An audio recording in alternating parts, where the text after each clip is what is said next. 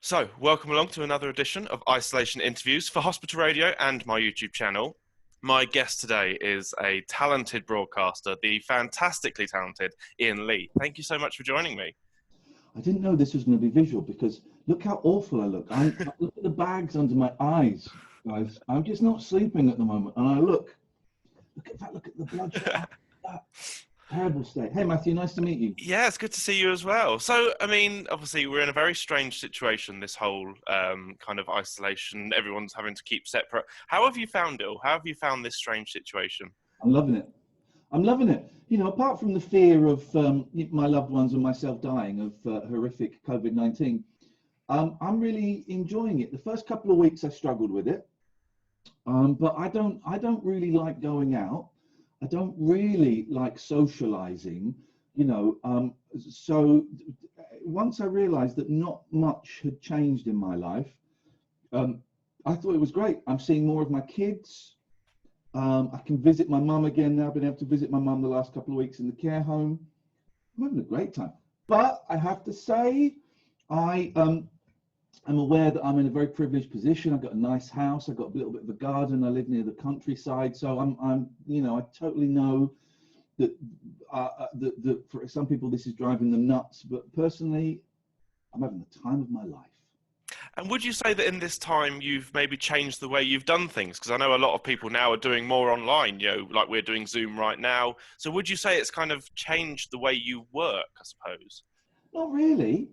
I mean, when I was doing the radio show, I was able to do the radio show from home, which was great because it didn't mean I had to drive for 2 hours into London and an hour and a half back. I do AA and NA meetings, and I'm doing those online. But no, I don't think it has. You know, I don't have a proper job, so it has not changed much for me anyway. No. Now, I just wanted to say, because obviously, you've been in broadcasting for a while now. How do you remember your earliest memory of where your interest of radio came from and broadcasting?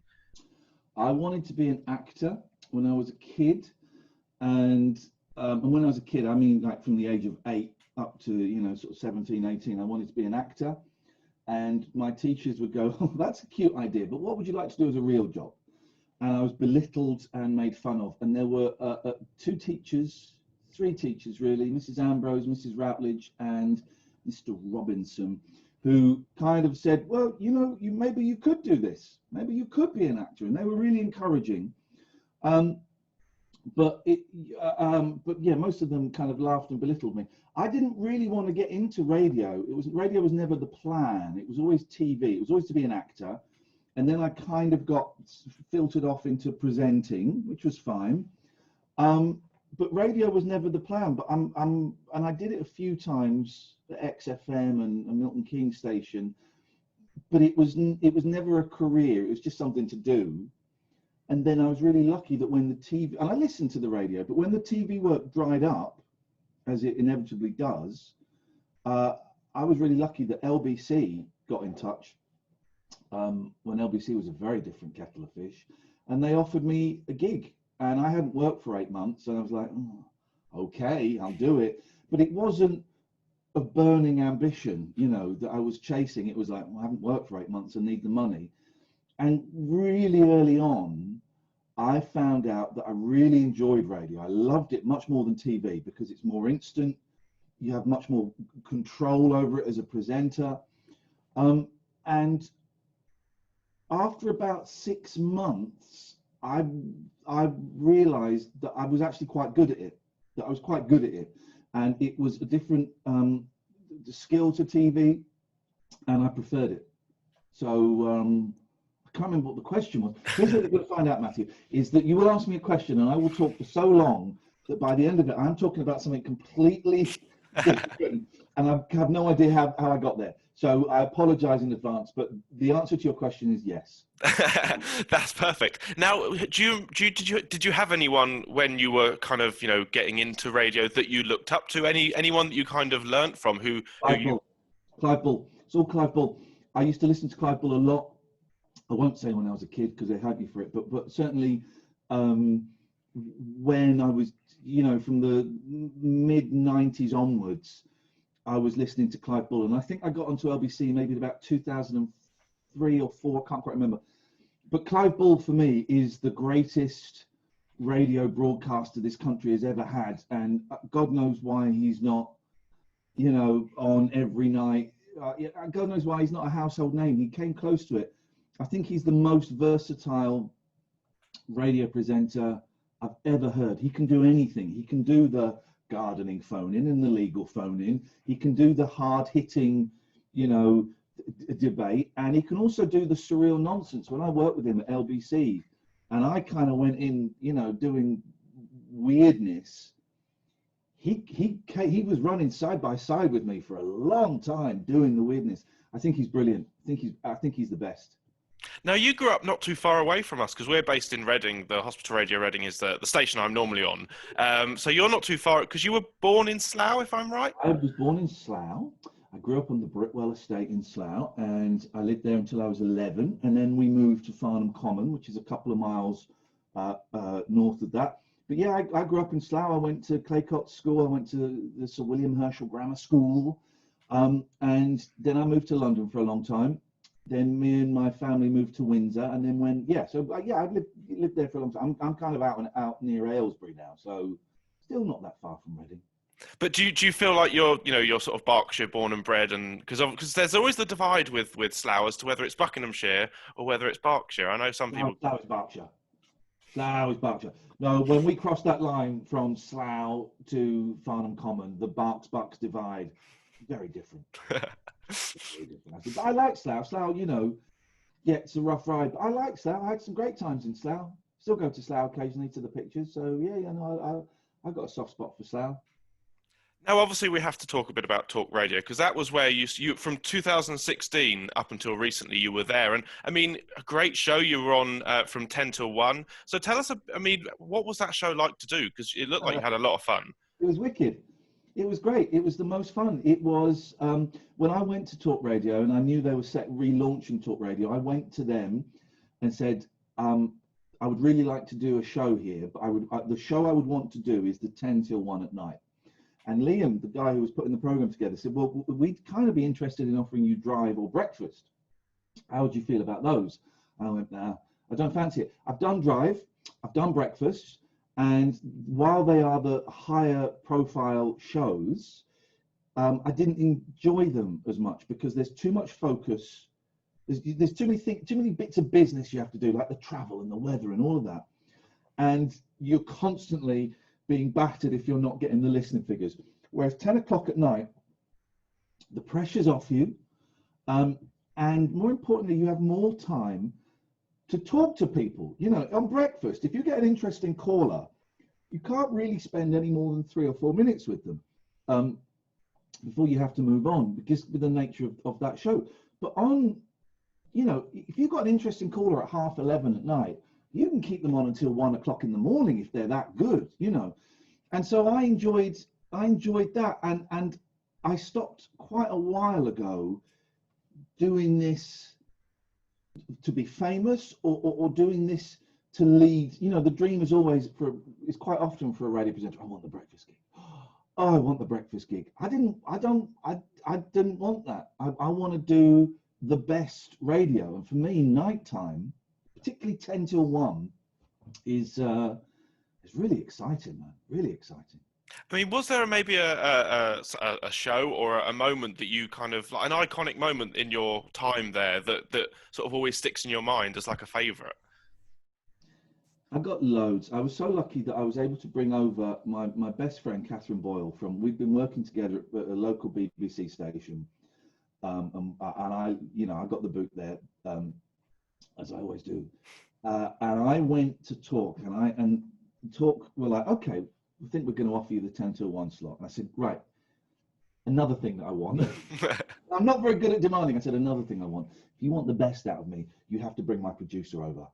And they're like, we've got producers. I said, I know, but you got to bring her over. And they did. So and then I kind of smuggled her in as a co-presenter. So I've got lots of good memories. One of my favorite memories is quite early on. I'm like an old lefty liberal, that's the way of saying it. And you can tell I've not slept. And I don't really like, you know, I don't like being obnoxious on the radio for the sake of it and all of that. So it's quite a left-wing show, centre left. But quite early on at Talk Radio, Catherine and I did a really obnoxious right-wing pro-Brexit, and I don't mean that as an insult, pro-Brexit, but we did a very right-wing, there's too many immigrants here kind of show, which is what Talk Radio has since become. And it was wonderful. It was delicious because we annoyed so many people. First of all, we got a load of people that supported us going, yeah, this is great. Then a lot of casual listeners didn't get it and hated me, and that was wonderful. And also a lot of the hardcore listeners who've been listening to me for years got really upset and really offended by it. So that was fun. There was one where we pretended that there was a zombie attack going on outside. That was fun. I don't know, you know, it was 4 years and it was so long, and I just remember having a laugh. My job was to make Catherine laugh. If I could get Catherine to laugh, and if I could get Catherine to fall on the floor laughing, which she did, then that to me was a highlight. That was a good show. Now, obviously, I think it's fair to say Talk Radio made some mistakes in the last year, obviously losing yourself. They got rid of me! That was their mistake, they got rid of me! But also, not just you, they got rid of Eamon Holmes, they got rid of Matthew Wright, who I'm a big fan of, and I've met him before. They weren't mistakes, that was the right thing to do. I'm joking, Matthew. I'm joking, we're friends now, Matthew. But, I mean, how did you feel when that happened? Because it was such a great show, and then suddenly just have it taken away. It must be hard. I wouldn't say there was mistakes getting rid of the three of us. It was a change they wanted a change in tone. And that's up to them. You know, it's their radio station. How did I feel? I felt gutted. I felt betrayed because up until a few weeks or months before that, I'd been told that my job was safe by someone very high up. I've been told that my job was safe and I was definitely part of their plans moving forward. So that was disappointing and it was heartbreaking. But I have to say, I think it's 3 weeks, 3 or 4 weeks, 3 weeks maybe since I left. And well, my cat is crying. Patty, what do you want? Come in because I'm busy. I'm talking to Matthew. Quick, quick, quick. Come on, quick. Thank you. I'll get her up in a second. It's the best thing that could have happened because I wasn't happy there for the last couple of years. I don't know why, but I wasn't happy. The tone in the station changed to quite extreme right wing, which sat uncomfortably with me. I'd been in trouble before Christmas. I'd been suspended for 2 days because Julia Hartley-Brewer, the breakfast host, had complained about me because I'd suggested that maybe some of her listeners were thick and racist. And she complained and I got suspended. And just from that moment on, it just felt like I was out of favor and I had to watch what I was saying a little bit more. It wasn't as fun for the last couple of years. So leaving is always a disappointment, but for my mental health, it's the best thing that could have happened, man. And that's so important at the moment. You have to look after yourself. Yes. Yeah. I can't afford to eat or I can only afford to feed one of my children. Luckily, I have a favourite. So you'll recognise him. He's going to be the chubbier one in a couple of weeks. But it was the best thing that could have happened. It really was. And also it now means you've been able to kind of do something different. So obviously you're doing like a radio show, but now tell us me a bit about this, because I must admit I'd never really come across this platform before. But so you've started up this new project. I'm moving on to Twitch. Well, here's what's happening, Matthew. I think I'm changing career completely. I have for a long time wanted to kind of get out of show business, for want of a better word. And so I've been looking at possibly retraining as a therapist and a counsellor. And I've been looking quite a lot at this before the job ended. And so the timing is perfect. So it's hopefully, fingers crossed, I'm going to go back to college in September and I'm going to study for 2 years to get a diploma in counselling. But in the meantime, Twitch, which is an online streaming service, it's similar to YouTube and it's primarily been for gamers. So you go on there and people are playing video games all the time. Twitch saw a tweet that Jeremy Vine did saying, "I'm really sorry that Iain's lost his job. I think he's great." And I am on, I've been on Twitch anyway, and they saw that I had an account there, and Twitch got in touch and said, "How would you feel? We're branching out into making programming. How would you feel about bringing your show to Twitch. And I thought about doing it off my own bat, but they offered me money. You know, they actually offered me money, and they're going to promote it. And I said, well, can I do whatever I want? They said, yeah. I said, and so yeah, it's starting hopefully July the 20th. I'm going to be doing the Late Night Alternative, which is the name of my show, 5 nights a week, 3 hours a night, probably starting at 9 o'clock, 9 till 12. We're going to try that for a while. And I'm going to be doing it there. And so it will still be the same show, except you'll be able to see me. People can phone in either on a phone, and it's a phone call, or they can Skype in with their video so we can see the caller. We're going to have guests. Bob Mortimer is going to be the first guest. Bob Mortimer sent me a lovely email saying, I used to love your show, Ian. If you want me to come on your new one, I'd be happy to. So Bob's coming on. It'll be great because you can see the guests. It's free to watch. And then the videos are going to go up on YouTube, and there'll be a daily 45-minute best of podcast. And I really think, and I know people always say this, hey, this is the future. I genuinely think this is the future. Twitch is owned by Amazon, so it's big. They are spending a lot of money in getting new, not just showing video games. They're going to be showing sports and other shows. So I think this is very exciting. I think this is very exciting, and I'm doing it for a year. I'm contracted to do it for a year. I've done a couple of tests, and it's fun. And it hasn't been fun for me for 2 years, with the odd exception. It hasn't been fun, and it was just fun. I'm sat at home, and I'm talking rubbish, and I've got my cats in the background. I don't. Oh, she's just out of shot there. Look, there's one. Oh, Look, cats. I've got 4 cats, so the cats will be involved in the show. I'm looking forward to it, you know. And also, it's now I'm 47. I'm looking to possibly having a completely different career at the age of 50. That's really exciting. I'd never thought I'd want that, and that's really exciting. So it's good, you know. It's good days at the moment. And as I say, you know, it's not really been done before, so you're kind of able to test it and be the first kind of to be able to say that you've done it. I'm a pioneer. I'm a pioneer. Imagine me. And I think it will work. I know it will work. I know it will work. We've done a couple of tests. We had great audiences. We had about 600 people watching, and big downloads and stuff. So, yeah, you know, no one has done this before. This is the first, maybe the last, but we'll have fun finding out. Now, I just wanted to also talk to you a little bit about your time in the jungle, because many people will remember that you were in I'm a Celebrity. I've actually got the hat. I don't need to think that my kids like playing with the jungle hat. So I don't need to think, why has he always got that hat? My kids were playing with it, but this is the actual jungle hat. It's missing the black strip because Amir Khan, who was an idiot, would always use my hat to waft the fire. So that came off. But yeah, this is the actual jungle hat. Imagine. I mean, how was that experience for you? Because it looks like it's just, you know, it looks amazing, but also there's a lot of time when you're not doing anything. It's boring. It's really boring is the main thing. And they warn you about it, but you cannot be prepared for how tedious it is. Because you're sat around doing nothing for hours. And so you'd be praying for a task, to go and do a task. How was it? It was up and down. At the time, it was really stressful, and I didn't like a lot of the people there. But in hindsight, I loved it.